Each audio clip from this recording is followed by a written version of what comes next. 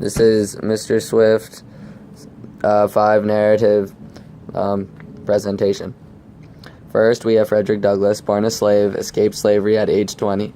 During the days, due to perceived infractions, he would be whipped and beat. Cornmeal, lard, molasses, etc. would normally be fed to Frederick during the weekly food rotation every Saturday. At night, he often slept in the kitchen or an outbuilding near the farmer's house. After slavery, Frederick ended up marrying a white woman by the name of Helen Pitts Douglass. Also, Douglass became a minister of the African Methodist Episcopal Zion Church. His writings brought him to the attention of abolitionist leaders, and after attending an anti-slavery convention on Nantucket Island in 1841, Douglass became a lecturer for the Massachusetts Anti-Slavery Society. Next, we have Lucretia Mott. She was an abolitionist, Quaker, women's rights activist, and a social reformer.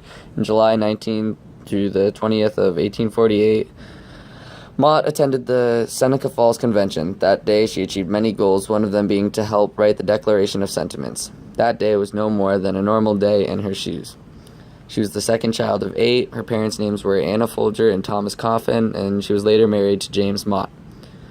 Next, we have William Still. He was an African-American abolitionist in Philadelphia, Pennsylvania, and he was also a conductor of the Underground Railroad. During the days of slavery, he aided fugitive slaves and kept records of their lives to help families reunite after slavery was abolished.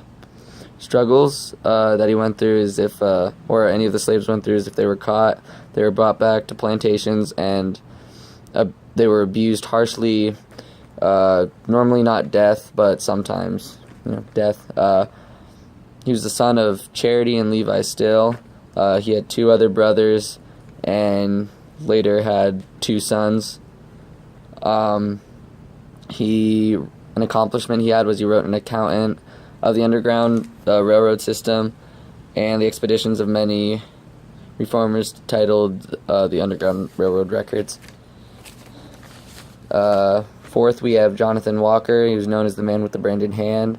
He was an abolitionist in the mid-1800s. He was tried as a slave stealer after trying to help several slaves get away. He had SS branded on his hand for slave stealer. Growing up, he was a fisherman on a vessel, which he was the captain of, and later became a railroad conductor. The condition of the slaves intrigued him and inspired him to help them escape. He lived out his life lecturing against slavery and later died in Michigan. Last, we have Josiah Henson. He was an author, former slave, and abolitionist. He escaped from Maryland to Upper Canada and started laborers' schools for other fugitive slaves.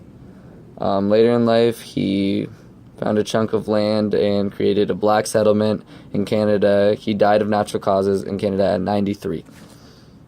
That is all project.